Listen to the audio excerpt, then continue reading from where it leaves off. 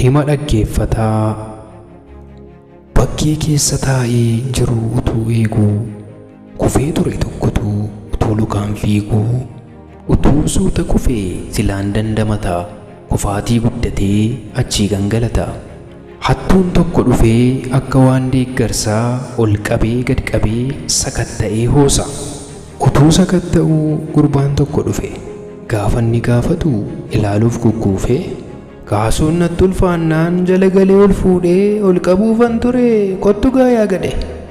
Yommuu inni ittiin jedhu gurbaan dhaggeeffatee gadheen illee suma kan kufaatti hirkate ittiin jedhee dhiisee ol kaasaa gurbichaa bira darbee deeme deemsa akka fiigichaa.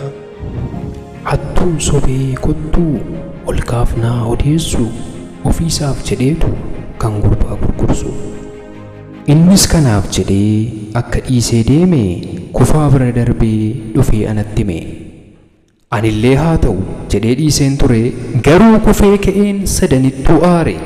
Tokko maaliif fiigaa tokko maaliif saamaa inni biraa dhufes maaf natti gumgumaa.